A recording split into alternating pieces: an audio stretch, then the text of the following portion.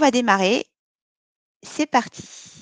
Alors, je me présente, donc je m'appelle Joanne Andrea, je suis formatrice et coach en apprentissage.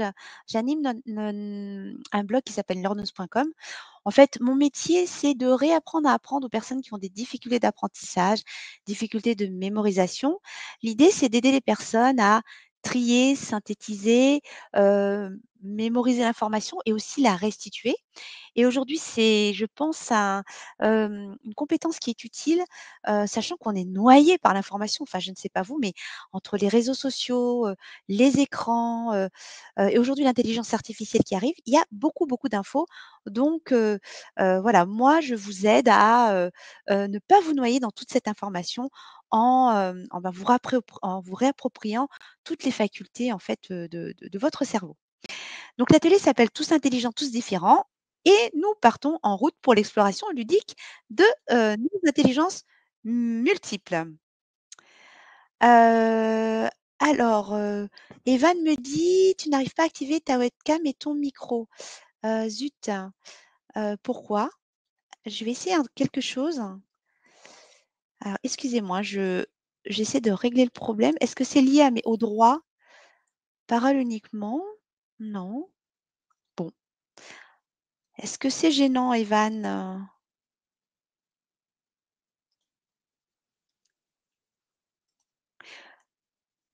OK. Bon, on va essayer de passer les problèmes techniques. C'est parti. Donc voilà, je au niveau des consignes sur Global, si vous avez un problème, normalement, vous avez tout ce qu'il faut, le chat pour intervenir, levez la main si vous avez besoin, de poser une question, et puis, vous avez également, les émoticônes pour réagir. C'est parti. Alors, par rapport à cet atelier, ce que je vous demande, c'est de basculer en mode expérimentateur, chercheur. C'est-à-dire que je ne suis pas prof, je ne suis pas là, pour, voilà, je ne suis pas une conférencière. Je suis là pour vous aider à participer, en fait, à vous impliquer et à observer comment vous fonctionnez. Donc, l'idée, c'est de switcher, de vous dire: «Tiens, pendant cet atelier, qu'est-ce que je vais vivre? Qu'est-ce que je vais apprendre et comment je vais m'approprier tout ce qui va être dit?» Donc, l'idéal, c'est que vous puissiez minimiser les distractions, éteindre les portables, être au calme, en tout cas dans la mesure du possible. Prendre de quoi noter aussi pour retenir quelque chose de cet atelier.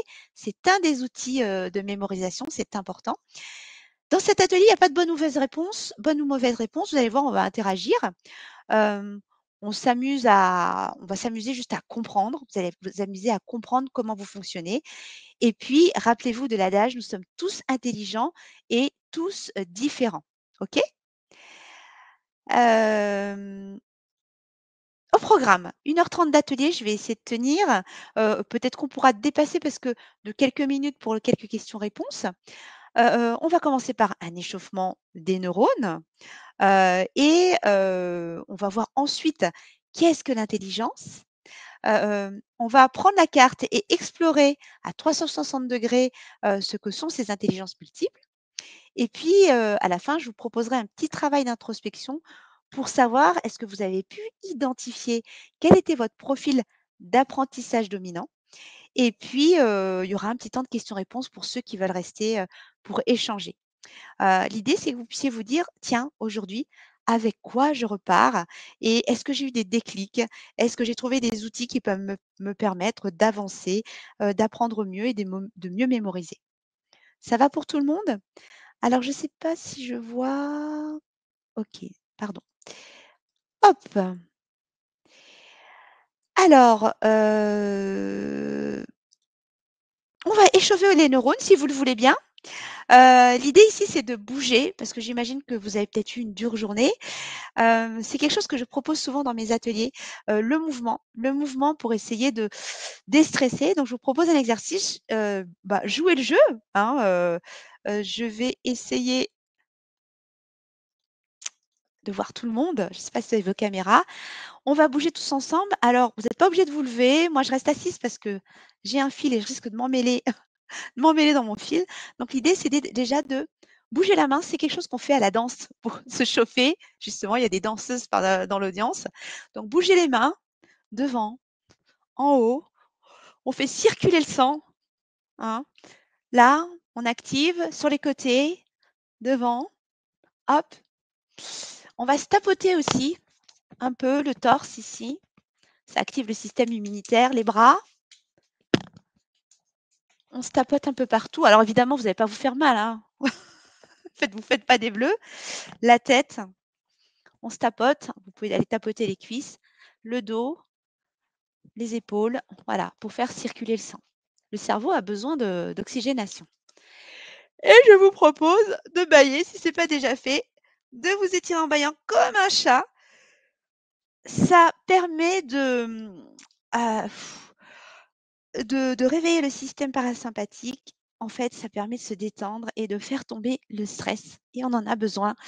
Voilà, on est sorti du boulot, on est sorti des cours pour certains. Voilà, l'idée c'est de OK? Je ne sais pas si ça chauffe un peu pour vous, pour moi ça chauffe.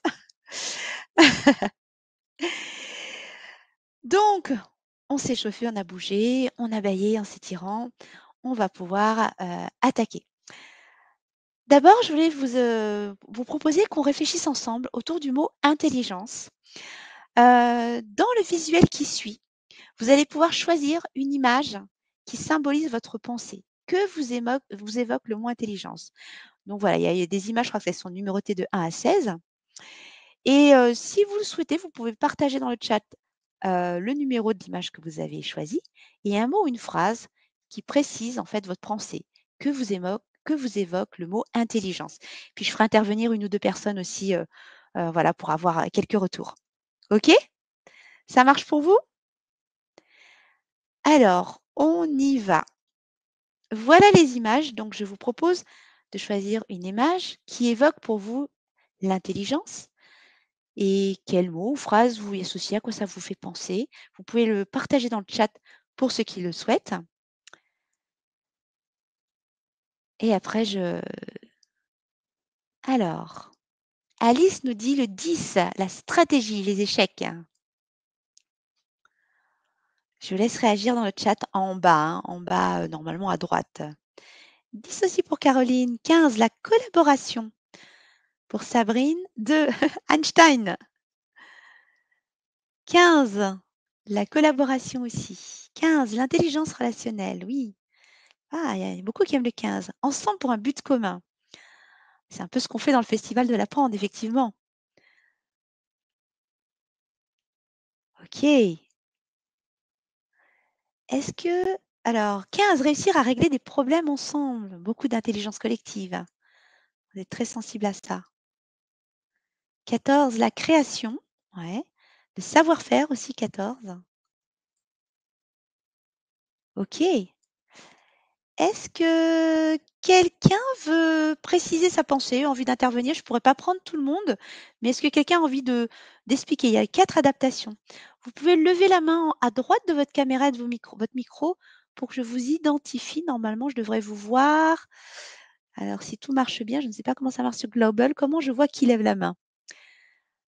Alors, est-ce que quelqu'un veut préciser sa pensée? Vous êtes fatigué? C'est pas une obligation, hein, mais si quelqu'un veut intervenir, hein, vous êtes timide. Mmh. Vous réfléchissez, OK. C'est pas grave, vous aurez l'occasion d'intervenir tout au long, hein, y a pas de souci. OK, donc on a vu adaptation, création, savoir-faire, régler des problèmes, collaboration, Einstein, stratégie. C'est super, ça nous donne une petite base, pour continuer. Alors moi, je vais vous donner, la définition de l'intelligence selon le psychologue Howard Gardner. Howard Gardner, c'est un neuropsychologue qui est à l'origine de la théorie des intelligences multiples. Et dans les années 80, l'intelligence se définissait d'une manière assez, entre guillemets «simpliste» à l'époque, hein. C'est là où on en était à l'époque. À l'époque, il était d'usage de dire que l'intelligence, c'était celle que l'on mesurait avec les tests de QI. Vous avez peut-être déjà connu ça, avec les tests psychotechniques, logiques, parfois verbo-linguistiques et que l'intelligence se mesurait comme on pouvait, mesurer sa taille ou son poids. On avait 90 de QI, bah, voilà, c'était comme on faisait 1,57 m comme moi, je vous dirai pas mon poids, mais voilà. La deuxième chose qu'on disait à l'époque, c'est que, ben, l'intelligence, ben, tu as 90 de QI, bah, tu resteras à 90 de QI toute ta vie. C'est pas la peine de faire quoi que ce soit. Et la troisième idée, répandue, c'est que l'intelligence, se transmettait de génération en en génération, pardon. Donc, tes parents avaient 90 de QI, ben, toi, tu restes et tu stagneras à 90 de QI. Donc effectivement, vu sous cet angle-là, c'était pas forcément folichon. Et Howard Gardner, lui, il s'est dit: «Bah non, quand même, c'est pas possible». Il a étudié, en fait, comment, l'humanité a évolué au cours de toutes ces années. Les hommes préhistoriques ont découvert le feu, ont créé des outils et pourtant, ils passaient pas de tests de QI, ils n'avaient pas de bouquins pour apprendre et pourtant, ils ont survécu. Hem, les Indiens aborigènes, les Indiens d'Amazonie savent reconnaître des centaines de nuances de vert. Comment est-ce qu'ils font? Alors que c'est pareil, ils n'ont pas appris dans des livres. Si vous avez des enfants, heu est-ce que, comment est-ce qu'ils ont appris leur langue maternelle? C'est magique! Ils l'ont apprise, pareil, sans étudier, des bouquins. Voilà. Donc Howard Gardner a regardé comment l'humanité a évolué, comment elle s'en est sortie au long de toutes ces années. Il a aussi, étudié différents systèmes éducatifs de différents pays. Il y a des pays qui s'en sortent mieux que d'autres et qui pourtant n'ont pas le même, nombre d'heures, de cours que nous dans la journée. Et puis il a aussi étudié, justement, les profils atypiques, autistes, les génies. Alors, je ne sais pas s'il a étudié il a certainement dû étudier les surdoués. Je vois que Alice parle des surdoués, les sous-doués, heu voilà. Donc Howard Gardner avait une toute autre vision des choses. Je pense qu'il ne classait pas en termes de surdoués et sous-doués. Vous allez voir, il parle plutôt, d'intelligences, multiples, qui sont présentes chez tout le monde. Donc lui, il a donné 4, il a constaté 4 points essentiels. C'est que, alors déjà avant, il a donné sa définition de l'intelligence pour lui. L'intelligence, je résume, hein, c'est la capacité que nous avons tous à résoudre des problèmes et à trouver des solutions à nos problèmes du quotidien, à ce qui nous arrive et à les proposer, ben, pour le monde, pour le collectif que nous sommes. C'est ça l'intelligence pour lui. C'est pas une intelligence mesurée avec des tests de QI et pour arriver à trouver ces solutions, on a plusieurs chemins. Tout le monde utilise des chemins différents. Et donc pour lui, il y a 4 points essentiels. D'abord, nous naissons tous intelligents. Tous autour de cette table, les 19 personnes, que nous sommes tous intelligents. Ensuite, nous développons tous un profil d'intelligence unique, parce que nous avons tous des expériences différentes. Nous avons tous le pouvoir de modeler notre profil d'intelligence avec nos expériences.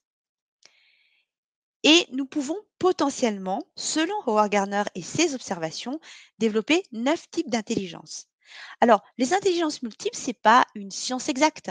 C'est en fait une paire de lunettes spéciales qui nous permet de regarder, d'observer l'intelligence humaine d'une certaine façon. Il y a plein d'autres modèles qui existent, mais ce que je trouve dans ce modèle-là, c'est qu'il est assez simple à comprendre et assez simple à interpréter.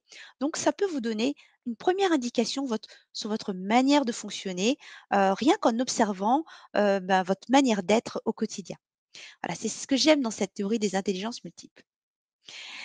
Donc, à retenir ça, hein, vous pouvez faire, une capture d'écran ou une photo, à retenir, très important. Hem, alors, partant de là, vous avez tous ici, autour de la table, un super pouvoir que vous connaissez peut-être déjà, c'est la plasticité cérébrale. Est-ce que quelqu'un sait ce que c'est que la plasticité? Là, j'arrive plus à me on est vendredi, j'arrive plus à prononcer. La plasticité cérébrale, ça dit quelque chose à quelqu'un?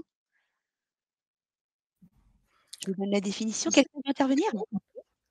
Le pouvoir de notre cerveau à s'adapter. Exact, c'est ça, c'est le pouvoir de notre cerveau à s'adapter.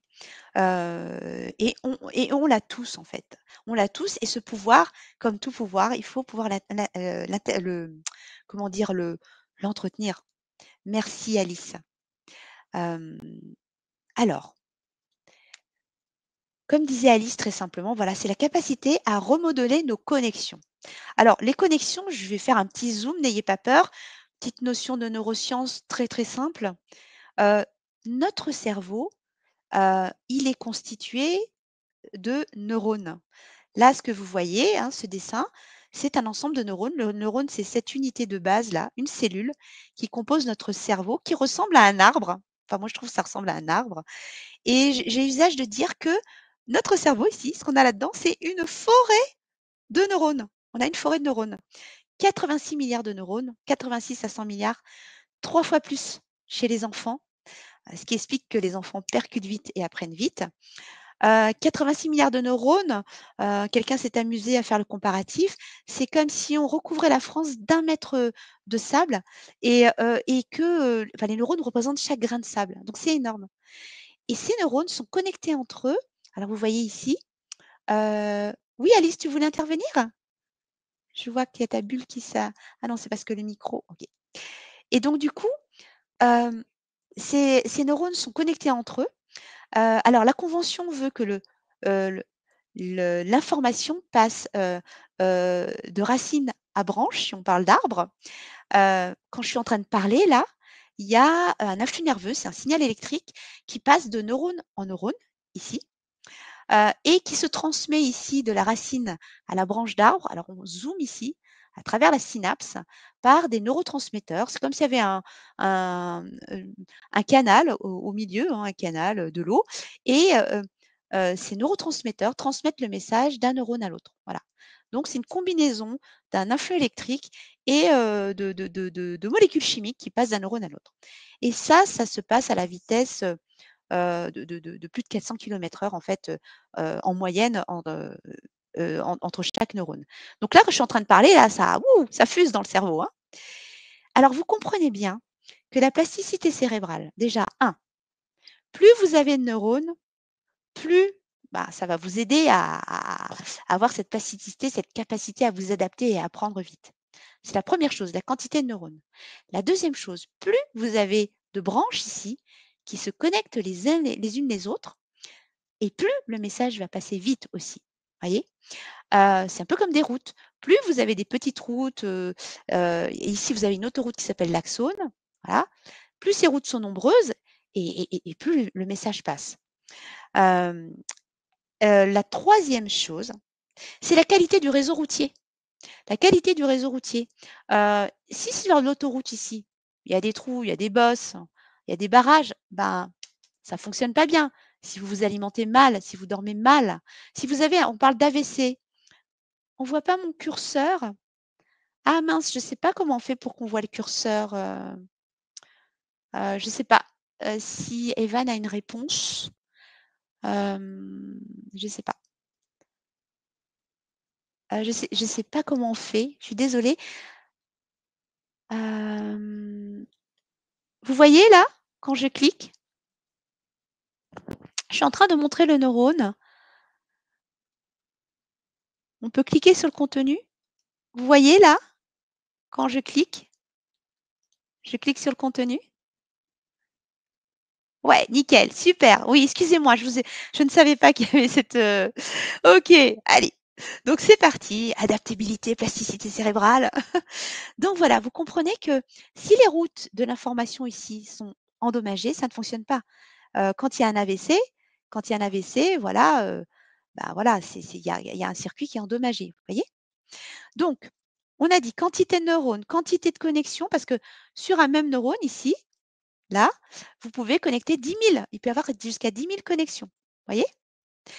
Donc, et vous, vous avez la capacité de alors créer des neurones un petit peu moins chez les adultes que chez les enfants, hein. Ce qui explique qu'on voilà, on a un peu plus de mal. Par contre, nous, les adultes, on a la capacité de créer ces connexions ici, les branches d'arbres et les racines. Voilà, on a la capacité de créer ces connexions. Et comment vous faites? Ben, c'est simplement en vivant des expériences les plus variées possibles et en, utilisant un maximum d'intelligence différentes. C'est-à-dire que si, par exemple, vous ne faites qu'apprendre de manière, alors en apprenant que dans des bouquins, par exemple. Si on apprend que dans des bouquins comme on le fait à l'école, on ne développe pas toute cette capacité à développer tout ce réseau de neurones et cette forêt de neurones. On peut apprendre aussi en parlant, apprendre en écoutant, apprendre en regardant des vidéos, apprendre en pratiquant et tout ça, c'est autant de portes d'entrée, autant de connexions que vous créez et de chemins que vous créez, dans votre cerveau, en fait. Ça va pour cette, notion de plasticité cérébrale? Je ne sais pas si j'ai été très claire, hein, mais faites-moi signe avec vos petits emojis si c'est OK ou pas. OK, super. Et oui, justement, juste pour l'anecdote, les personnes, qui récupèrent d'un AVC, ça Howard Gardner, l'a vu, ben, on voit des personnes, par exemple, qui n'arrivent plus à avoir l'usage de leurs mains et qui arrivent à développer, un réseau de neurones sur une autre partie du cerveau liée à l'usage de la main, et c'est cette partie du cerveau qui prend le relais pour qu'ils récupèrent leurs capacités. Alors je suis pas une spécialiste, mais en tout cas, c'est ce qui explique qu'on peut récupérer d'un AVC, en fait, avec du travail, de la patience et du temps, évidemment.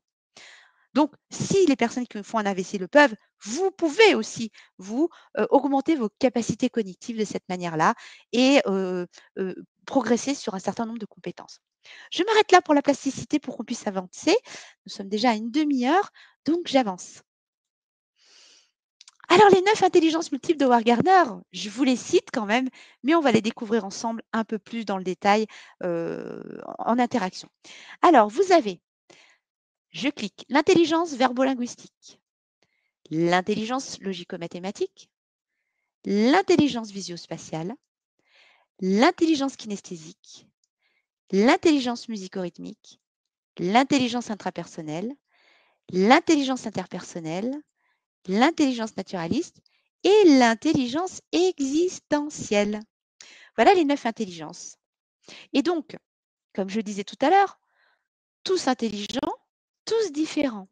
Moi, j'accompagne des personnes et j'ai un questionnaire qui permet en fait, d'établir le profil d'intelligence à un instant T d'une personne. Je dis bien un instant T puisque c'est évolutif et on peut voir, on peut établir un profil, dans lequel on voit souvent qu'il y a 3 intelligences qui dominent, un fonctionnement qui domine ici. Par exemple, ici, on a la musicale chez la personne, l'intrapersonnel, l'existentiel.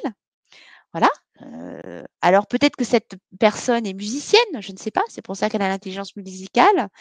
Heu, donc voilà, c'est l'expérience qui va faire que vous allez développer un certain profil et peut-être que vous allez vous dire: «Oh ben moi j'aimerais bien, être un petit peu plus logico-mathématique, je sais pas, je vais bosser un peu les maths», hein. Ça peut arriver, hein, sur le tard qu'on se prenne de passion pour les maths. Donc voilà pour les 9 intelligences. Alors vous inquiétez pas, je vais laisser ça à l'écran, hein. Ici, je vais vous laisser les 9 intelligences et je vous propose d'explorer, faire un 360° de ces intelligences multiples en interaction. C'est parti, vous êtes prêts? Vous avez votre sac de rando, vos chaussures de rando et les neurones surtout? On est parti. On va le faire sous forme de devinettes, vous allez voir, c'est pas très compliqué, hein. Intelligence numéro 1. Alors, je vous laisserai répondre. Alors, laissez-moi le temps de finir de lire l'intelligence avant de répondre. Alors, j'ai le sens du détail. J'aime collecter et classer.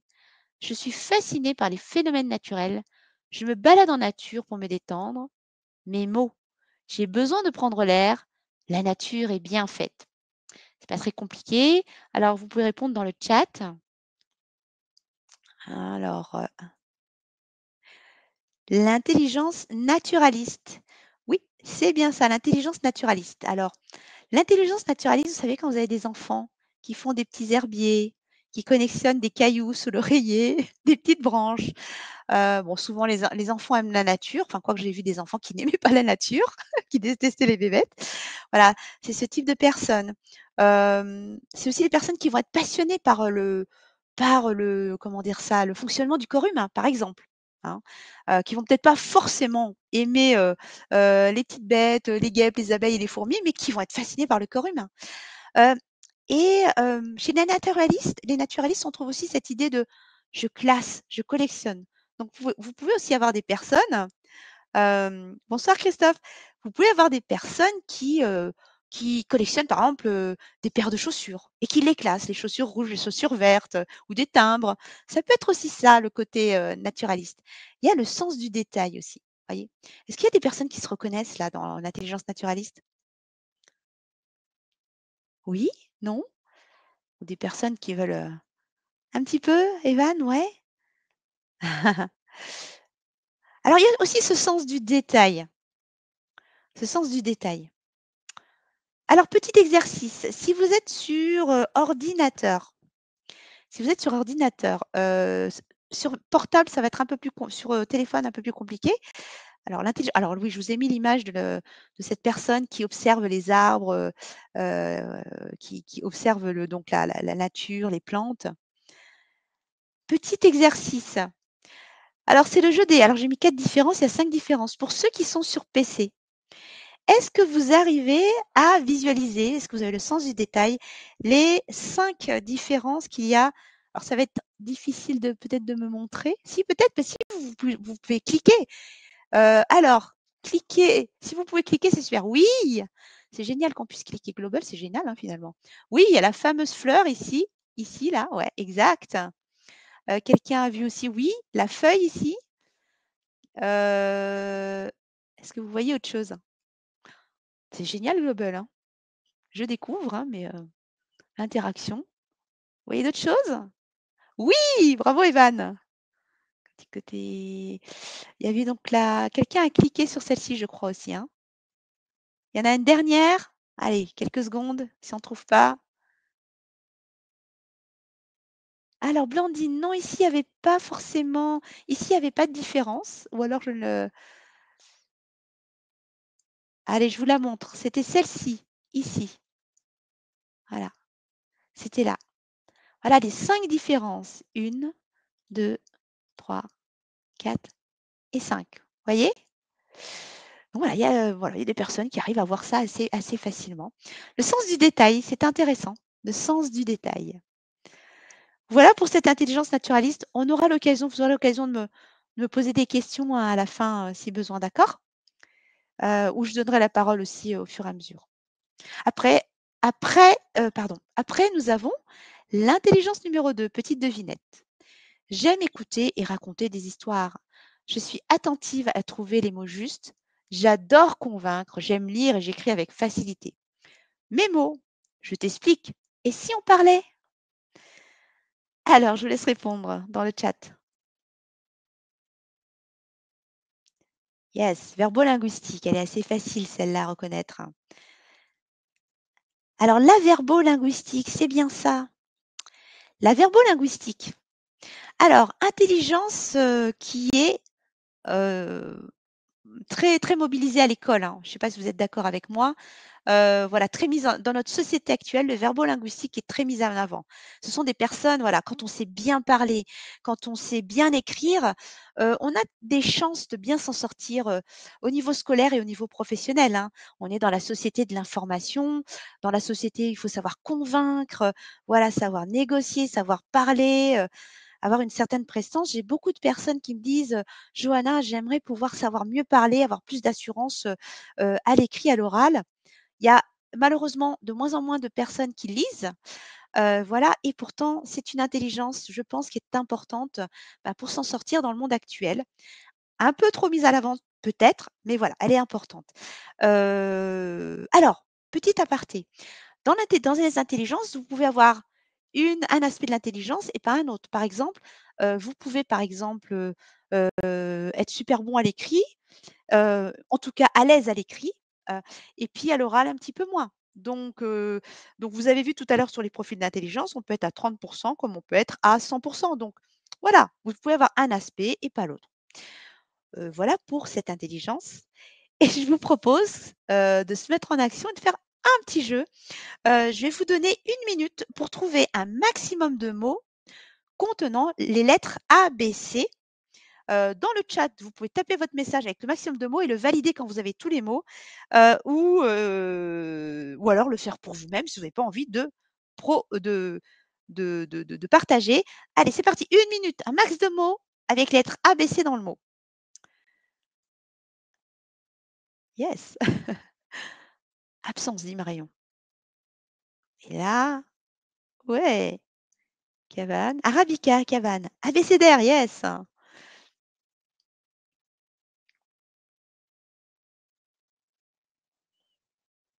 Bac, ouais, voilà. Bivouac, obéissance, abricot, ouais. Bac, abécédaire, câble, cabanon. Hop, Fanny, elle a lancé toute une salve de mots. Basculer, barbecue, bricolage, abécédaire, Bataclan, cabine. OK. Et ben voilà, on arrive au bout. Bravo, bravo. Est-ce qu'il y a des personnes qui ont qui ont fait un blocage sur cet exercice? Cabine, cabossé. Est-ce que vous pouvez réagir? Est-ce qu'il y a des personnes qui ont une difficulté sur cet exercice où vous dites: «Oh là là, j'aime pas ce genre d'exercice»? Non? Tout le monde est à l'aise avec ça? Oh, c'est juste pour chauffer l'intelligence, verbo-linguistique. On avance dans notre exploration. Sarbacane, oh, il y en a, ils veulent plus. Ah, Caroline, tu as trouvé difficile. OK, c'est pas grave. Qu'est-ce qui a été dit? Est-ce que Caroline veut partager? Qu'est-ce qui est difficile, ou soit tu partages dans le chat, soit tu peux prendre la parole, Caroline. Bien prendre la parole. Oui, merci Caroline. D'accord. Ce qui est difficile, c'est qu'en fait, en fait, je vois les 3 lettres dans ma tête et je panique parce qu'il y a la minute Ah, et du coup, ça bloque et ouais. c'est venu. Toi, tu visualises les lettres dans la tête et oui, alors le stress, effectivement, le stress bloque le cerveau. Le stress peut bloquer, donc voilà, sans le stress, effectivement, ce serait peut-être plus facile. Peut-être. Ouais, ouais, ouais, effectivement. Peut-être un reliquat du stress qu'on a à l'école, parfois, en disant: «Waouh, c'est une sorte d'évaluation». Là, c'est un jeu, effectivement. Est-ce qu'il y a des personnes qui ont un petit truc, qui peuvent donner un truc à Caroline? Est-ce que vous avez un truc? Heu, Comment vous arrivez à trouver les mots pour les personnes qui ont trouvé beaucoup de mots? Est-ce que vous visualisez dans votre tête ou est-ce que ça vous vient comme ça? C'est l'imaginaire ou c'est de fil en aiguille? Non? Pas de trucs spéciaux? OK. Après Caroline, tu l'as vu? Plasticité cérébrale, ben, ce sont des à force de faire ce genre d'exercice, le jeu, Caroline, si. Dans le jeu, il y a pas d'enjeu. Je sais pas si tu aimes jouer, Caroline? Oui, oui. Voilà et ben, voilà. Pour se débloquer dans ce genre de situation, faire des jeux, ben, ça permet aussi de voilà, de développer, de créer ces fameux neurones. Le neurone de la alors je dis pas que tu n'as pas l'intelligence verbo-linguistique, il s'agit juste d'un exercice, mais faire des petites gymnastiques comme dit Blandine, voilà. Alors Fanny, elle dit: «Moi, je dis les mots à voix haute». Juste, c'est même rigolo parce que quand tu as décrit, cette intelligence, moi j'ai dit: «Ah ben, je me reconnais dedans» Oui, et oui, oui. j'ai pas su faire l'exercice. Écoute, ça veut pas dire attention, hein, ça veut pas dire que tu n'es pas verbo-linguistique. Tu as bien dit: «Contexte de stress». Mmh. Tu bloques. Voilà.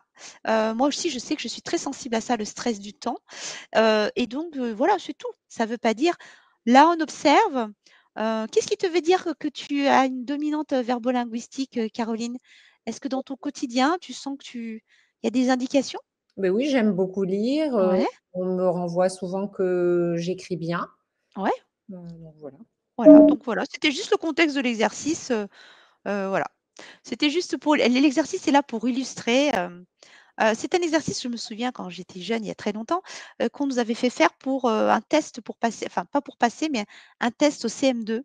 Il y avait beaucoup d'exercices comme ça pour voir le niveau des élèves de CM2. OK, on passe à la suite. Alors il y a, Christophe dit, «Non, en lisant les lettres en commençant par CAB». Ah oui!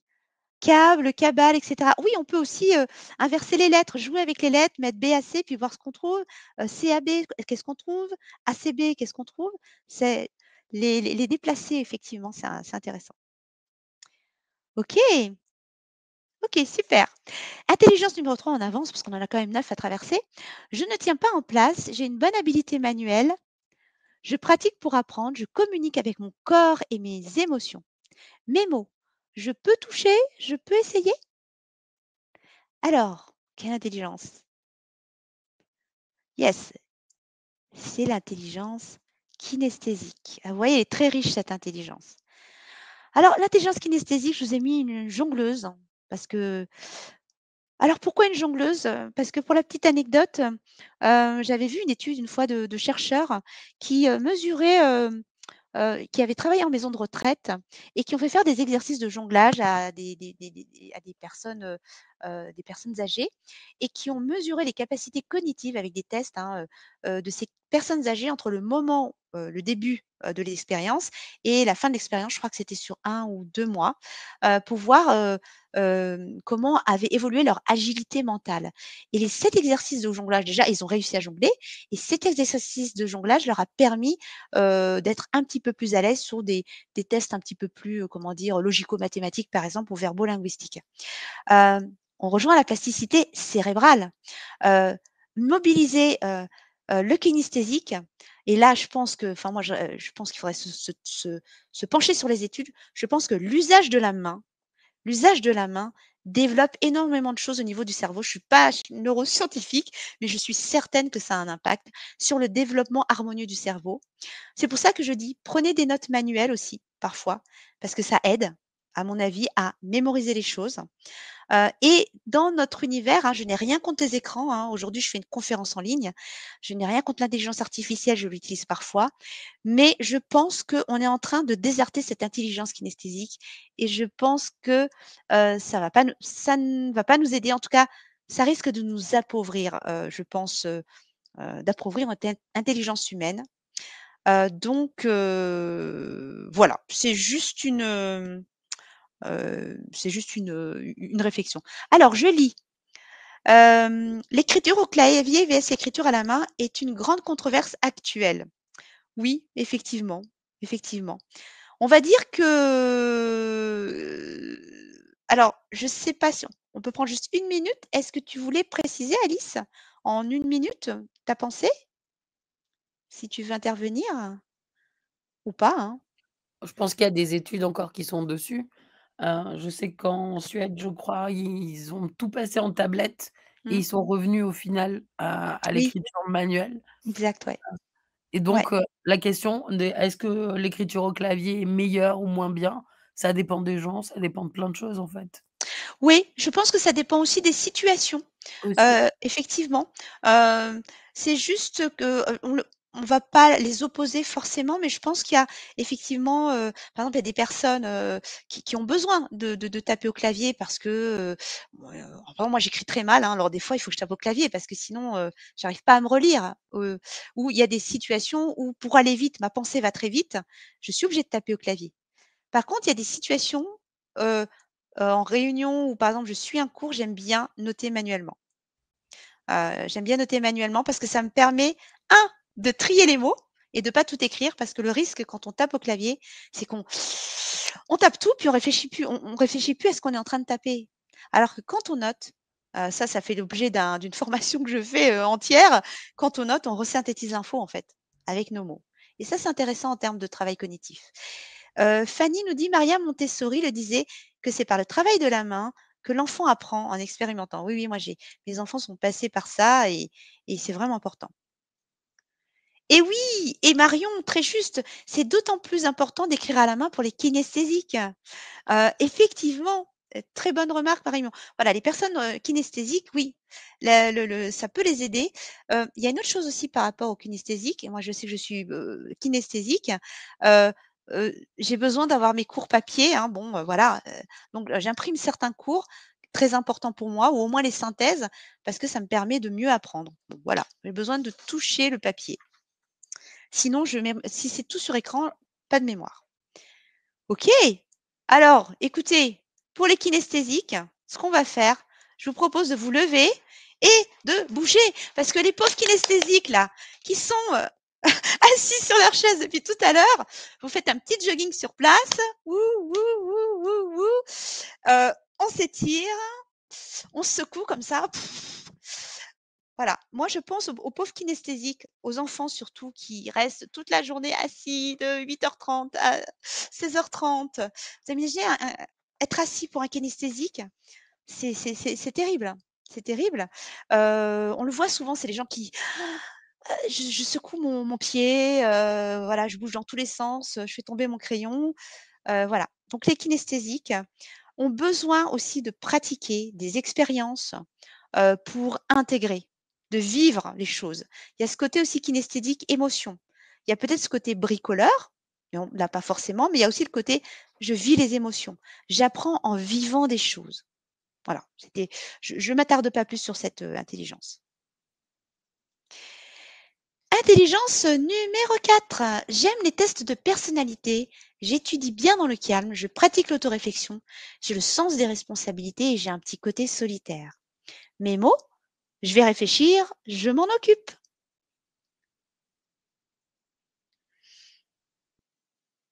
Petit temps de réflexion.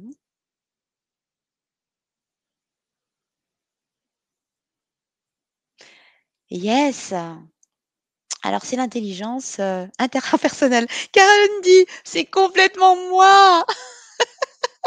L'intrapersonnel. L'intrapersonnel. Hop. Alors voilà, je ne sais pas si j'ai bien fait, mais je vous ai mis l'image d'une personne qui travaille au calme, en bibliothèque, tranquille. Voilà. L'intrapersonnel, oui, l'intrapersonnel a besoin de calme, d'un petit temps de réflexion, par exemple, avant de répondre. A besoin, après avoir brassé, brassé, brassé, par exemple, si vous étiez au festival de l'apprendre, vous avez brassé, brassé, vous avez besoin d'un temps pour poser les idées. Il y a ce côté aussi, voilà, je prends mes responsabilités, je suis assez autonome, j'aime organiser mes apprentissages, il y a ce côté-là aussi chez l'intrapersonnel. Moi, je suis capable d'organiser, seule mon travail, et cetera. Voilà, c'est le petit côté intra. Hem, du coup, là, pas d'exercice, mais est-ce que vous auriez des idées de métiers dans lesquels une personne à dominante intrapersonnelle pourrait s'éclater? Bon, sachant que c'est jamais ni tout blanc ni tout noir, on est d'accord? Informaticien, développeur, ouais, moi alors je connais beaucoup de développeurs, hein, qui ont ce côté intrapersonnel, qui aiment bien, être seuls devant leur écran. Alors logistique, je connais pas bien ces métiers-là. Chercheur, oui, chercheur, il y a ce côté un peu, voilà, je réfléchis. Avocat dans c alors avocat, on est beaucoup en lien peut-être avec des personnes, on doit beaucoup s'exposer, parler, mais il y a aussi des temps de réflexion. Comptable, oui, c'est vrai que je connais beaucoup de comptables. Alors attention, hein, je veux dire, comme je dis, c'est pas une science exacte, ça dépend des personnes, mais il y a quand même des dominantes. Je dirais que enfin, je sais pas ce que vous en pensez. Hem, Développeur, certainement, écrivain, il y a beaucoup de temps d'introspection, hein. Autrice, chercheur, et cetera. Oui, oui. En fait, enfin, là, on est en plein enfin, je sais pas pour vous, mais on est en plein moi, je suis en plein dans Parcoursup, avec mon fils. Hem, Ces intelligences multiples peuvent vous aider aussi à repérer, ce à quoi sont enfin, à quelle intelligence, vos enfants, ont développé, quelles sont leurs dominantes.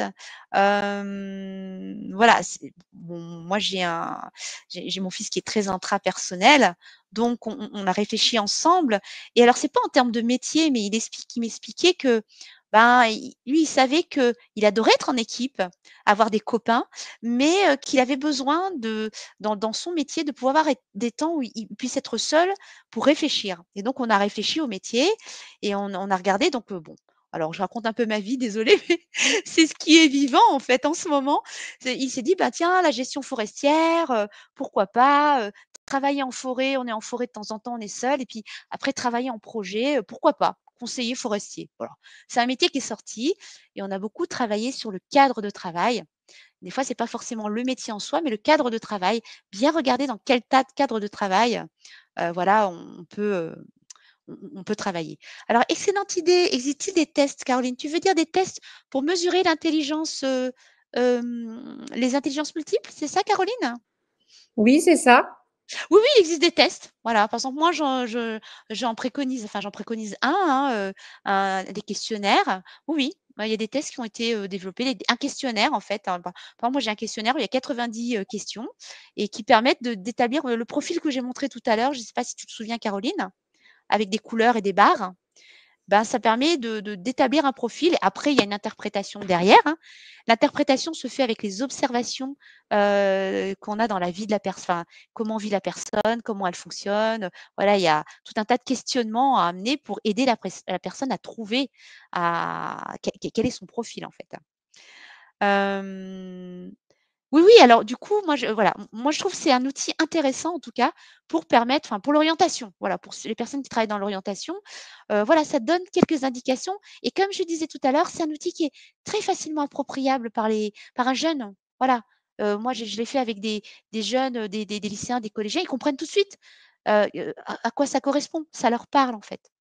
Voilà, c'est alors Blandine dit: «Être en télétravail, oui, c'est super pour les intrapersos». Parce qu'ils ont le temps de décanter. On avance? Voilà, je trouve intéressant de prendre compte de la personnalité pour s'orienter vers un métier qui nous correspond et surtout pour les jeunes d'être accompagnés. Bien sûr, Fanny, oui, effectivement. OK, intelligence numéro 5.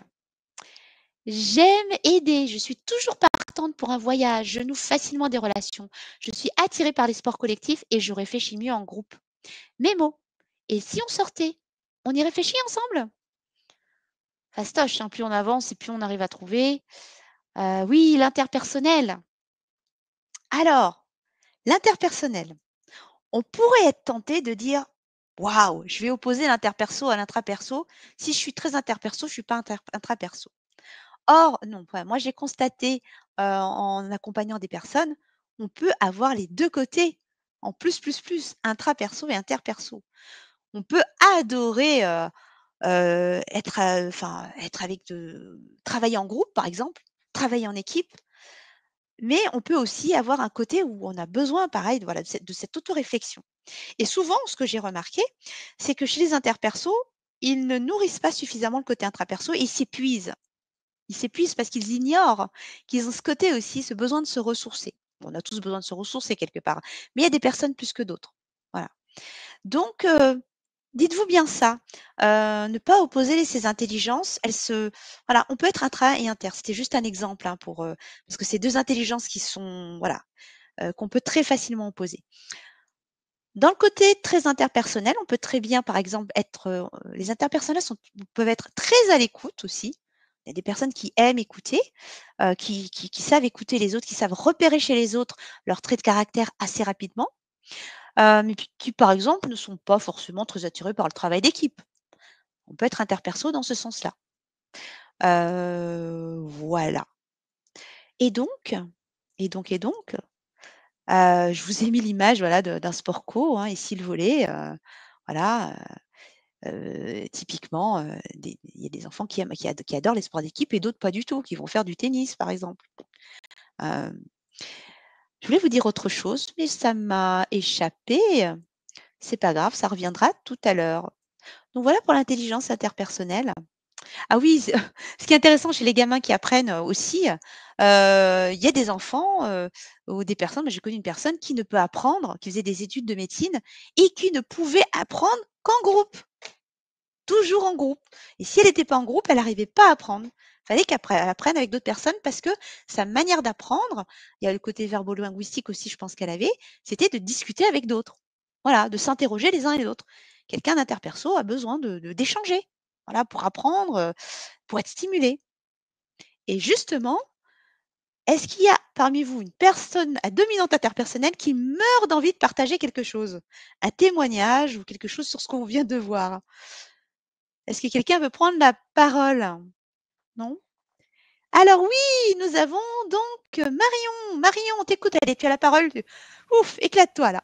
Oui, alors, bon, moi, je suis, clairement une interpersonnelle, mais je pense aussi à une copine à moi qui est Ouais, très interpersonnelle et des fois, elle m'appelle et en ouais. fait, elle m'appelle parce qu'elle a besoin de réfléchir et donc elle parle, elle parle, elle parle, elle réfléchit à voix haute, en discutant avec moi et c'est sa manière à elle, de réfléchir, voilà, à sa problématique et ça me fait vraiment penser à ça. C'est exactement ça. Oui, oui, Et il y a même des personnes. comme moi, on adore voyager, voilà.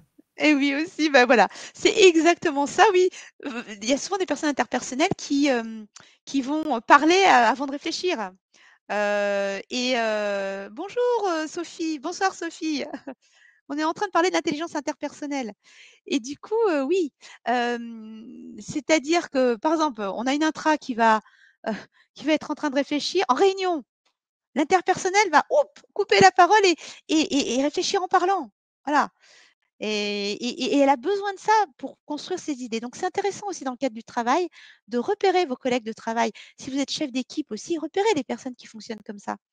Parce que vous allez pouvoir canaliser les interpersos, les personnes à fonctionnement. Alors, j'aime pas mettre des étiquettes, on n'est pas interperso ou intra, on a un fonctionnement. Et donc, repérez chez vos collègues. C'est intéressant dans les réunions notamment. Et dans un temps de réunion, peut-être aussi laisser un temps intra pour les personnes qui ont besoin de réfléchir sur un post-it ou sur un papier et après donner la parole après, aux interpersonnels aussi. Voilà. Mais c'est assez rigolo ça, ce côté interpersonnel. On continue l'exploration. Allez, il nous reste une demi-heure. C'est bon, on est dans les temps. Intelligence numéro 6. Je m'éclate au jeu de stratégie. Je suis à l'aise avec les tableaux Excel. J'ai une forte capacité de raisonnement. Je comprends les chiffres. Mes mots. Premièrement. Deuxièmement, j'en déduis que. Fastoche.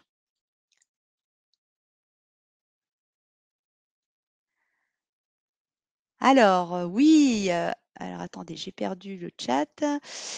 Oui, la logico-mathématique, évidemment, évidemment. Très, très aussi mobilisée à l'école, celle-ci, hein. Très mise en avant aussi dans notre société actuelle, le logico-mathématique. Je vous ai mis un Rubik's Cube pour ceux qui connaissent. Je ne sais pas si ça existe encore. Voilà, mais moi, dans les années 80, on jouait au Rubik's Cube. Alors, dans le logico-mathématique, il y a le logico et le mathématique. Oui, Christophe connaît le Rubik's Cube, je ne suis pas toute seule. Le logico et le mathématique. Donc, dans le logico, ah oui, ça existe encore le Rubik's Cube. OK. Alors, le logico et les mathématiques. On peut très bien avoir une personne, qui est très logique. Par exemple, un littéraire peut être très logico-mathématique.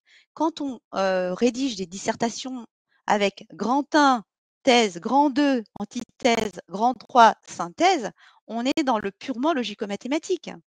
Moi, j'ai travaillé dans l'administration, on est à côté très logicaux dans l'administration et très verbo-linguistique. Voilà. Le logico-mathématique, c'est aussi quelqu'un qui va alors vous savez, on est en mode expérimentateur-chercheur, là, vous êtes en train d'explorer vos intelligences.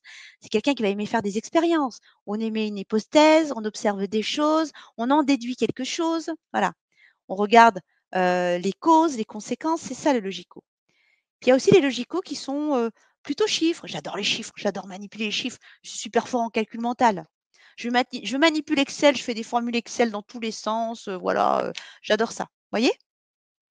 Donc voilà et la logico aussi peut aimer classer les choses. Voilà, être organisé. Je classe, je fais des plannings, par exemple. Voyez? Voilà quelques indications. Quelqu'un a demandé la parole? Non? Voilà, je ne sais pas si vous voulez intervenir sur cette intelligence-là, avant de faire le petit, exercice logico? Non, c'est tout bon? Eh ben, c'est parti pour le test. Attention, pas de stress, hein, Caroline, c'est bon. Tout va bien, on s'amuse. Petit test, c'est parti. À vos neurones. 3, 2, 1, partez. J'ai 4 fois l'âge de mon fils. Dans 20 ans, j'aurai 2 fois son âge. Quel âge avons-nous, moi et mon fils? Ça chauffe dans les cerveaux.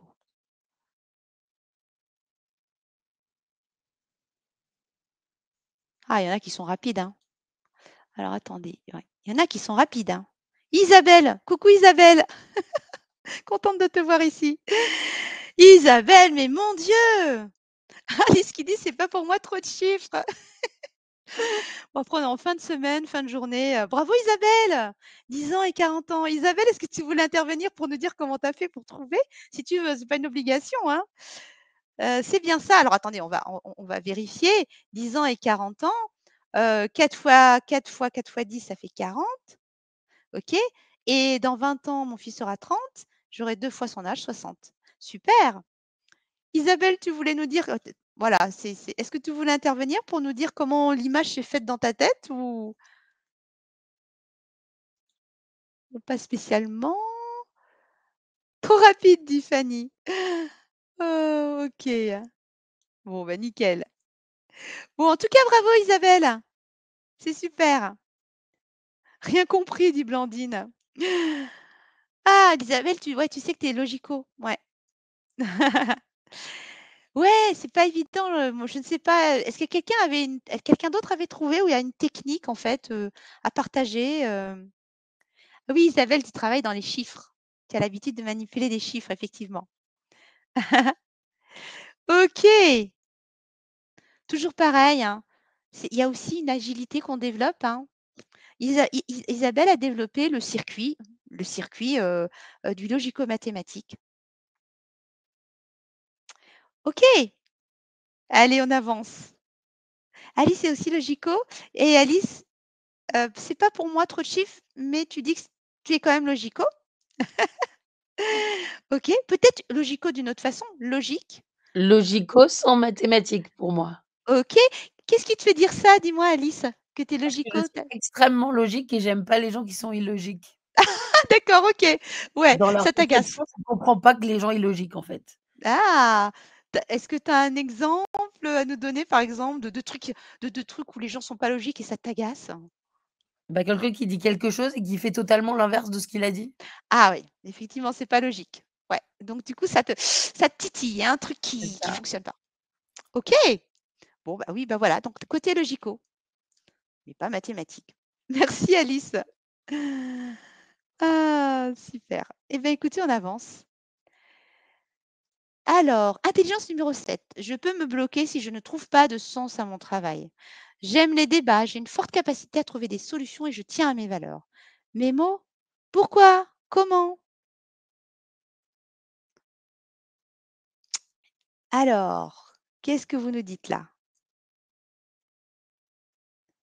Alors, oui, l'existentiel, l'intelligence existentielle. L'existentiel, voilà, se pose beaucoup, beaucoup, beaucoup de questions. C'est pour ça que j'ai mis, des statuts de philosophes. Enfin, je pense que ce sont des philosophes. Et voilà, l'existentiel va se poser des questions sur l'origine de l'univers, sur est-ce que Dieu existe? Pourquoi, alors pourquoi, on s'est lancé dans ce projet? Pourquoi on fait ça? Et cetera. Alors quelqu'un a levé la main ou non? Pourquoi on fait ça? Hein, pourquoi, comment? Et si la personne à dominante existentielle n'arrive pas à trouver de réponse à ces questionnements, bah, elle peut se désengager de son travail. D'où l'importance si, par exemple dans un travail d'équipe, ou avec vos collègues de travail, de bien expliquer le pourquoi. C'est important parce que si vous perdez les existentiels sinon, vous les perdez. Ou dans une conférence comme celle-ci. Pourquoi on aborde ce sujet? Pourquoi c'est important d'explorer ces intelligences? C'est très important, de poser le pourquoi en premier. D'accord? Donc voilà. Heu, quoi dire d'autre sur l'existentiel? Par contre, elles ont une force, une capacité à trouver des solutions. C'est ça le truc. Comme elles réfléchissent beaucoup, bah, ça carbure, ça carbure, ça carbure. Donc ça, c'est intéressant. Dans une équipe, c'est intéressant d'avoir une personne comme ça. Par contre, attention au piège de trop se poser de questions. D'accord? Je réponds juste à une, Juliette qui me dit, «Pourriez-vous nous envoyer la présentation?» Alors je n'enverrai pas la présentation. Par contre, il y aura un enregistrement, je crois et qui sera diffusé, je crois, sur la chaîne de je ne sais pas, Evan, tu peux peut-être m'éclairer là-dessus. Il y aura peut-être un enregistrement, donc voilà. OK. Hem, est-ce que oui, chaîne YouTube de la Maison de l'Apprendre, nous dit Evan. OK. Alors, est-ce que parmi vous, il y a une personne à dominante existentielle qui a une question qui lui brûle les lèvres depuis le début de la conférence et qui aimerait vraiment la poser? Sachant que peut-être que si c'est une question philosophique, je n'aurai peut-être pas la réponse, mais tentons, tentons. Ou quelqu'un qui a envie de témoigner sur son côté existentiel, hein, si quelqu'un s'est reconnu. Personne? On fatigue là. Ouf! Ouais, c'est la fin. Ah! Quelqu'un réagit? Non? OK. Juste pour témoigner, ouais, les personnes existentielles peuvent se poser beaucoup de questions, donc attention de ne pas tourner en rond et de perdre beaucoup d'énergie. Des fois, il faut aussi passer à l'action. Réfléchir, c'est bien, mais passer à l'action, c'est bien aussi. D'accord? Et pas de couper les cheveux en 4 non plus. On continue. L'intelligence numéro 8, j'ai le sens de l'orientation. Je maîtrise la vision 3D. Je schématise, je modélise et j'aime les arts visuels. Mes mots. Je vois, j'imagine. Montre-moi. La visio-spatiale, oui, la visio-spatiale. C'est totalement ça. Et là, vous voyez typiquement, dans cette intelligence-là, voilà, on a plusieurs dimensions. Il y a la dimension, j'ai le sens de l'orientation. Je m'oriente dans l'espace, sans GPS.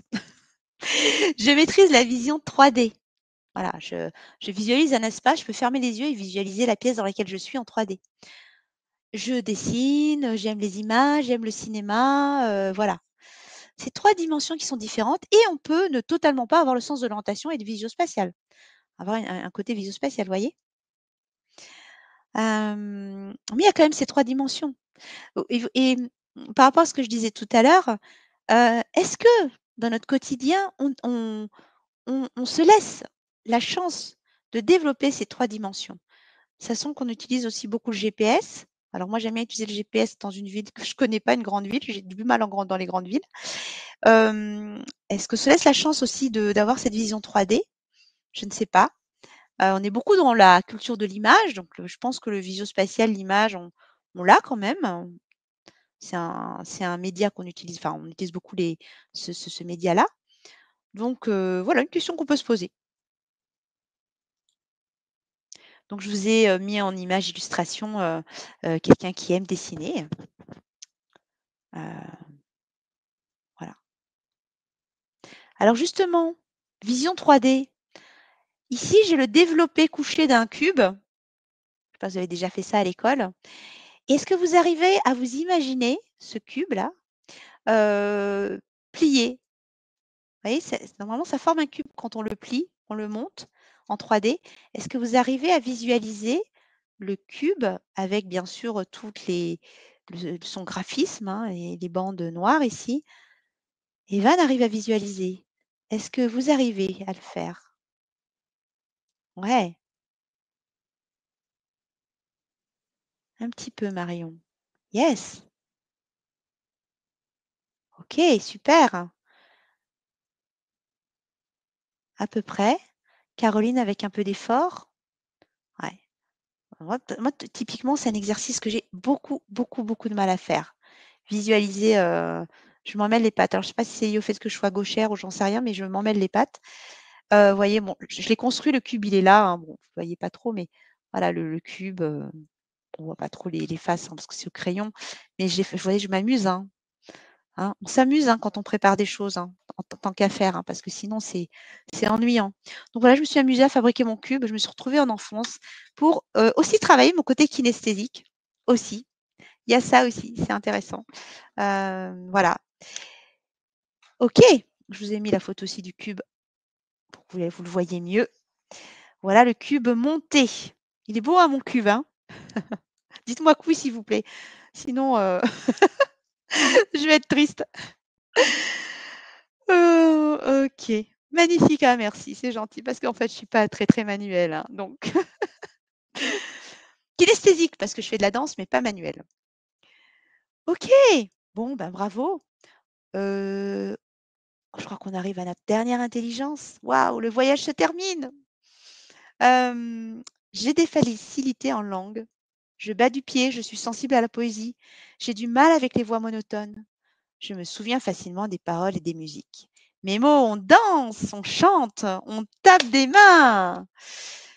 Oh, la fastoche, c'est la dernière, la musique au rythmique. Oui, bien sûr, bravo, bravo, bravo, bravo, bravo. En fait, vous suivez, c'est très bien. La musique au rythmique, elle est très facile et je vous ai mis un batteur en illustration. Mais quand même, la musico-rythmique, il n'y a pas que la musique. Il y a aussi le côté j'aime la poésie. La poésie, c'est très rythmique. Je pense que vous serez d'accord avec moi. C'est très mélodique. Il y a aussi les personnes, Christophe, pas du tout. Il y a aussi les personnes aussi qui arrivent à reconnaître les accents facilement, qui ont des facilités en langue parce qu'elles reconnaissent les intonations, les accents, elles arrivent à les reproduire facilement. Il y a ce truc-là aussi. Moi, ce qui m'impressionne en tout cas, c'est les personnes qui arrivent à reconnaître les notes de musique et à les reproduire à l'oreille. Alors ça, moi, ça me pas du tout. Heu, Christophe, tu es pas du tout musico-rythmique dans le sens? Je sais pas si tu veux dire dans le chat ou en prenant la parole? Ou dans le chat? Un petit peu?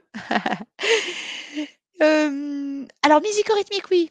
Il y a des personnes qui apprennent bien en écoutant des podcasts, voilà, qui arrivent à enregistrer rien qu'en écoutant. Alors ça peut être aussi de l'intelligence, musico-rythmique aussi. Voilà. Qu'est-ce que je peux dire d'autre? Oh, je vous en ai déjà dit beaucoup, hein, sur les intelligences. Écoutez, je vous félicite pour ce travail. Voilà, là, il y a eu des neurones là qui se sont créés, là, qui sont des chemins, qui sont en train de des branches d'arbres, des racines là, qui sont en train de naître. Il va falloir les entretenir. Alors, je vous propose quand même, parce qu'on n'a pas illustré encore l'intelligence musico-rythmique, de célébrer la fin de ce voyage, de cette exploration à 360 degrés, avec une petite tradition, typiquement malgache. Je suis d'origine malgache. Je ne sais pas si vous connaissez Madagascar. Et on va faire un petit rituel malgache. Alors, attendez, il y a quelqu'un qui a levé la main. Marion, est-ce que c'est encore tu voulais intervenir? Oui, j'ai une Oui, question. vas-y, Marion. Moi, j'aime comprendre et poser des questions avec pourquoi. Eh oui. Moi, je parle des fois dans mes formations des intelligences visuelles, kinesthésiques et Ouais, auditives. ouais. Et là, j'ai fait quelques rapprochements. Et est-ce que ce côté auditif, c'est les musicaux rythmiques ou Ça peut pas s'en forcément? rapprocher, bien sûr, oui, oui, parce que là, on se base sur l'ouïe, Ouais. totalement. Donc j'arrive à apprendre en écoutant, j'arrive à distinguer les différents sons, je veux dire, je disais, je suis sensible à la rythmique, sinon je décroche totalement. Oui, oui, je pense qu'elles sont, totalement liées. Alors s'il y a des spécialistes de l'auditif, toi tu connais l'auditif, est-ce qu'il y a d'autres choses que tu voyais dans l'auditif, peut-être que je n'ai pas abordées? Mais moi, c'est intéressant parce que je suis pas du tout auditive pour mémoriser les informations ou pour les comprendre. Quand on me donne une information, elle rentre, comme je dis toujours, elle rentre par une oreille, elle ressort Ouais, par l'autre. Par contre, si c'est en musique, les paroles, je les retiens très facilement. ouais, J'ai ouais. le rythme et tout ça, donc Ouais, ouais, ouais. Donc voilà. tu as une forme de comme je disais tout à l'heure dans les intelligences, tu as pas Oui. forcément toute la dimension de l'intelligence, mais en tout cas, tu peux t'appuyer sur ta capacité à retenir avec la mélodie, bien sûr, bien sûr. Ouais. Alors, il y a Alice qui dit: «Aucune étude scientifique n'a démontré que le fait que les personnes qui avaient une préférence pour le visuel, l'auditif ou la kinesthésique amélioraient leur apprentissage». Alors, je ne connais pas ces études. Oui, oui, oui, bien sûr. C'est ce que je disais tout à l'heure. En fait, tous ces stimuli, c'est autant de portes d'entrée, en fait, pour, mémoriser. C'est un peu comme si vous donniez des indices, enfin et des voilà, vous pouvez aller à la pêche aux indices. Je parlais tout à l'heure, j'en ai pas parlé. J'apprends une leçon d'histoire, je vais l'apprendre, en rigolant avec mon copain Paul. Je suis très interpersonnelle. Et très kinesthésique, voilà, émotionnellement, je me souviens que j'ai rigolé en apprenant 1515, la bataille de Marignan. Bon, c'est la seule date que j'ai retenue, voilà. Ensuite, je vais, je sais pas, regarder un film au cinéma sur cet événement-là. Je vais dessiner une frise historique. Heu, c'est autant de portes d'entrée. On a mobilisé plusieurs intelligences. C'est autant de portes d'entrée, vers l'information. Donc tu as 3 fois plus de chances ici de retenir, l'information. Donc effectivement, plus tu vas mobiliser, un panel d'intelligence et plus ce sera facile de, retenir l'information. Tu peux aussi t'appuyer sur ton fonctionnement dominant à un instant T. Si tu te dis: «Ouais, l'auditif, c'est mon canal, ou le musico-rythmique, mon canal, d'apprentissage privilégié», tu peux t'appuyer dessus. Mais il est clair que plus tu mobilises d'intelligence, plus tu crées de chemins neuronaux et plus l'information est plus facile à récupérer, en fait. Voilà. Donc voilà. Oui, en fait, c'est pas tant dans la manière d'apprendre, mais plus dans la manière de percevoir l'information, en tout cas. Ouais, Ouais. Contrairement à ce parce qu'effectivement, je suis d'accord avec Alice que ça a été prouvé que c'était un neuromythe, que Ouais. c'était une capacité à apprendre, mais que par contre, c'est vrai que c'est une perception d'information différente. Ouais. Oui, c'est ça. Mmh. On n'est pas tous sensibles de la même façon, à l'information, d'entrée de jeu, quoi. C'est vrai. Mais donc en tout cas, une chose est sûre, c'est plus on multiplie les expériences, et plus on est actif aussi et plus on utilise de canaux d'apprentissage et mieux c'est finalement. Mieux c'est. Voilà, voilà. Je vous propose de célébrer, notre fin d'exploration et après on passe au petit travail d'autoréflexion. Donc c'est une tradition malgache en fait qu'on fait que l'on fait dans les mariages, voilà, pour applaudir les mariés, pour mettre l'ambiance, pour chauffer la salle. Ça s'appelle la maku. La maku, on célèbre et simplement on va taper des mains. Alors, quand je vais dire la maku, vous allez taper 4 fois dans les mains. La maku. Averen, on recommence, taper 10 fois dans les mains. Et quand je dirai Atambal, on tapera une seule fois dans les mains. Donc voilà, je vous propose de célébrer la fin de notre exploration comme ça. C'est parti, tout le monde est prêt? Alors, la maku. La maku. La maku. La maku. Averen. Averen. Averen. Atambal. Bravo, merci. Et vous avez très mal aux mains. Merci. Voilà, donc ça, c'est une tradition malgache. Et bien maintenant, je vous propose de vous poser. Je vais vous mettre un sondage dans le chat. C'est juste pour voir un peu où est-ce qu'on en est. Oui, bye Caroline. On a terminé dans 5 minutes pour les autres. Petit sondage. Alors, il faut que je retrouve mes sondages. Quelle est, selon vous, les observations, selon vos observations là durant tout l'atelier, l'intelligence que vous avez tendance à mobiliser le plus au quotidien? Alors, ce qu'on appelle dans les intelligences multiples l'intelligence qui domine, de par l'expérience, de par peut-être votre travail, vos habitudes. Alors, il y en a peut-être une ou plusieurs, mais vous pouvez en citer qu'une. Et on va déjà répondre à ce sondage-là. Alors, je vous mets le sondage. Vous allez le voir apparaître. Est-ce que vous voyez apparaître sur l'écran? Normalement, vous voyez le sondage? Non? Oui, peut-être? Oui! Alors, je vous laisse voter et valider. C'est juste pour voir un peu les tendances. Je vous l'ai dit, ça n'a aucune valeur scientifique. C'est un outil d'observation de notre fonctionnement. C'est rigolo.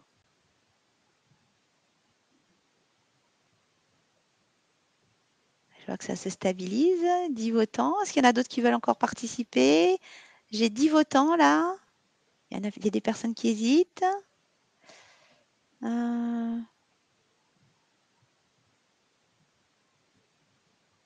Alors, OK. Ah, il y a des personnes qui sont hésitantes. Je laisse encore. On est à 13 votants.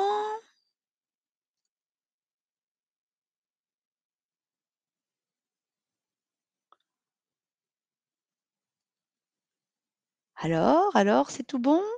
Bon, il y en a 4 qui sont restés. Ouais, bah, si ça vient pas comme une évidence, c'est que c'est pas mûr encore ou que c'est pas il reste encore à observer, à voir, ou peut-être qu'il y a aussi plusieurs intelligences qui sont, il y a des personnes, elles ont, tout le panel en fait, hein. Ça peut être ça aussi. Il y a un équilibre dans le profil. OK. Ouais, mais c'est possible aussi plusieurs intelligences. Au revoir Isabelle. OK, je vous mets le sondage.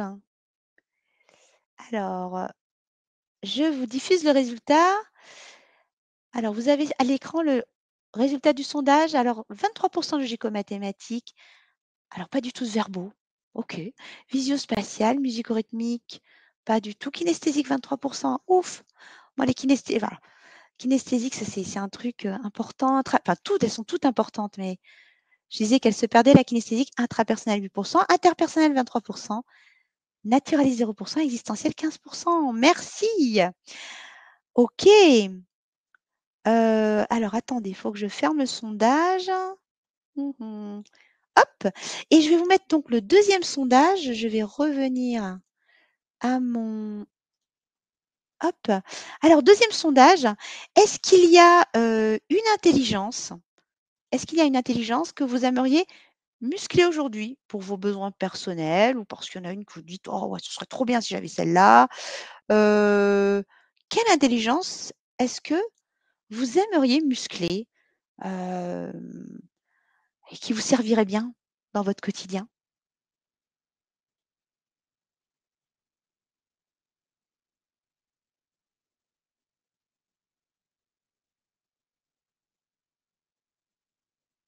Pourquoi il y a 2 fois kinesthésique? Ben, parce que j'ai dû me tromper. Je devais pas être mon attention a dû décrocher à ce moment-là. Manque de logique, voilà pour moi. Oui, peut-être. Voilà, certainement. Je pense que je devais naviguer entre le portable et mon sondage, à mon avis. Ça devait être un truc comme ça. OK, 11 votants. Ah, encore des hésitations peut-être là aussi? Non? 12, c'est bon, 12, ça vote, ça vote.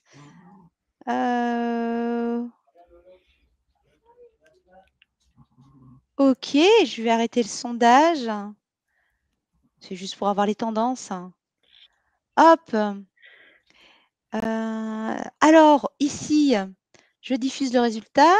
Alors vous aimeriez développer l'intelligence verbo-linguistique 25 logico un petit peu moins 8 visio 17 kinesthésique 8 musicaux 17 et puis l'interpersonnel, voilà, 3 votants, 25 OK. OK, OK. Alors je clôture le sondage et on va revenir, on va conclure, hein. On va conclure, s'il y a des questions, je vais peut-être pouvoir aussi y répondre. OK, bah, merci pour votre participation là sur ces sondages. Donc oui, alors vous pouvez noter pour vous-même ou dans le chat aussi, suivant votre préférence. Quelle idée ou quel déclic vous emportez avec vous ce soir par rapport à ce qu'on a vu sur les intelligences multiples? Des déclics qui peuvent être sur, bah, comment les intelligences multiples peuvent vous aider à mieux apprendre et à mémoriser, vous ou les personnes que vous accompagnez ou vos enfants, ou votre entourage ou vos collègues de travail aussi si vous avez, si vous encadrez des équipes. Est-ce que vous y voyez une utilité? Voilà. Je vous laisse, soit écrire pour vous-même, soit partager dans le chat. Voilà, et comme je disais tout à l'heure, pour intégrer, mémoriser, c'est important de se faire une petite synthèse, après avoir consulté un contenu, après une conférence, 2-3 idées clés qui vous viennent, que le cerveau a captées, parce que c'est certainement des idées qui sont importantes pour vous.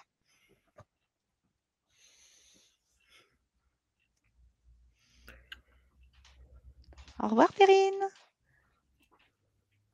Alors Fanny nous dit: «Ça me booste pour aller explorer des intelligences sur lesquelles je suis moins à l'aise». Bah super, ouais. Si vous voulez aussi intervenir à l'oral, hein, on est en petit comité, donc c'est très bien, vous pouvez aussi intervenir, librement. Comprendre qu'il n'y a pas de hiérarchie des intelligences. Oui, c'est vrai. Ouais, ouais, ouais. En fait, potentiellement, vous pouvez toutes les développer. Après vous, vous avez vos priorités, dans votre vie. Vous avez des priorités. C'est aussi OK de se dire: «J'ai pas envie de développer cette intelligence parce que j'en ai pas besoin pour l'instant». Alors Céline dit: «Je retiens que ça peut évoluer au cours de la vie et pour mieux apprendre. Bien utiliser nos intelligences dominantes et travailler à développer les autres». Ouais. Ah, Sabrine, intéressant. Donc être plus tolérant et moins exigeant avec moi-même. Effectivement. Si vous avez envie de préciser, vous êtes libre de prendre la parole, hein. OK. Super. Eh ben, je suis, très contente, hein. On est arrivé au bout de l'exploration. Est-ce que vous avez des questions? Christophe, donc l'atelier sera disponible sur la chaîne YouTube de la Maison de l'Apprendre. Voilà. Et alors, des questions peut-être? Non, c'est tout bon? Notamment sur comment mémoriser?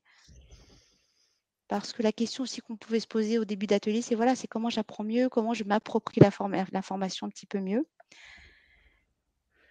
Mais en tout cas, ces intelligences multiples, comme j'ai dit, ce n'est pas une science exacte. C'est juste une paire de lunettes particulière que l'on met pour lire nos modes de fonctionnement. Une paire de lunettes qui est facilement interprétable pour tout un chacun. C'est ce qui va vous donner des indications, c'est faire le lien entre ce qu'on s'est dit aujourd'hui et ce que vous vivez au quotidien. Il n'y a pas de voilà, c'est pas une science exacte, il faut observer et n'oubliez pas le message, tous intelligents, tous différents et vous pouvez muscler l'intelligence tout au long de votre vie. Je ne sais pas alors, des fois je regarde Netflix, oui j'avoue. J'ai vu un reportage sur Netflix qui s'appelle sur les centenaires. Je sais pas si je me souviens plus comment s'appelle ce reportage, c'est dommage. Un reportage sur les centenaires et dans ce reportage, on voit un monsieur. Quand on le regarde, il fait du cheval, il coupe du bois, il boit un coup avec ses copains, il parle super bien. On se dit ouais, le gars, il doit avoir 70 ans, c'est un senior en super forme et tout. Et le gars donne son âge. Il a 103 ans, enfin il a plus de 100 ans. On dirait qu'il a 70 ans, 70-75 ans et un 70-75 ans un senior bien en forme, quoi, qui a toute sa tête, qui réfléchit, qui est physiquement et en forme. Et quand on voit ça, je me dis, mais bon sang, mais on est... peut-être que c'est vrai que nous, on vit dans une société qui est très anxiogène et qui nous mange avec le stress, mais je pense qu'on a une marge de manœuvre quand même pour, par rapport au développement de ce qu'on peut faire, de nos capacités, par rapport à plein de choses. Donc voilà, oui, c'est les zones bleues, c'est ça, Marion. C'est le reportage sur les zones bleues, mais je ne me souviens plus du nom du documentaire. Très, très intéressant aussi. Donc voilà, en partant avec ça, tout est possible, avec du temps, du travail, de la répétition aussi, parce que la plasticité, enfin les chemins neuronaux se construisent par la répétition. Voilà, un joueur de basket qui va apprendre à dribbler, il faut qu'il répète son geste pour que le chemin neuronal s'inscrive. Et c'est pareil pour toutes les compétences. Voilà, je vais vous... Oh là là, il est 19h29. C'est magnifique, on a fini dans les temps. Si vous n'avez pas d'autres questions, écoutez, je vous remercie pour votre participation active. Ah, il y a quelqu'un qui nous parle de la série Raphaël et Astrid, je ne connais pas. Je ne sais pas de quoi parle cette série. Mais en tout cas, voilà, Sophie nous conseille cette série. Ok, je note. Raphaël et Astrid. Merci, j'espère que cet atelier voilà, vous a plu. Écoutez, vous avez le site learneuse.com si vous voulez rentrer en contact avec moi. Vous avez d'autres ressources, voilà, je parle de tout, de la mémorisation, des intelligences. Donc, vous pouvez aussi aller rechercher sur le site. Il y a pas mal de ressources que je mets à disposition. Et puis, voilà, rendez-vous dans la prochaine édition du Festival de l'apprendre. En tout cas, vous avez encore des ateliers demain. C'est la journée grand public demain. Je crois qu'il y a du distanciel et du présentiel pour ceux qui sont sur Lyon. Donc, profitez de ces derniers ateliers. Et puis, oui, Sophie nous dit, c'est une série Raphaël et Astrid sur France TV. C'est une autiste qui a des capacités plus. Ah, super. Ouais, ben, j'irai regarder. Merci pour votre participation. Écoutez, je vous dis au revoir. Après, je vais voir avec Evan. Merci Evan d'avoir été présent tout le long de l'atelier. Evan qui est notre bénévole. Voilà, merci beaucoup. Très belle soirée à vous, très bon week-end à vous. Profitez, partagez tout ce que vous avez vu avec votre famille, vos amis, vos collègues. Et je vous souhaite d'être 9 fois plus intelligent, 1000 fois plus, parce que vous en avez la capacité.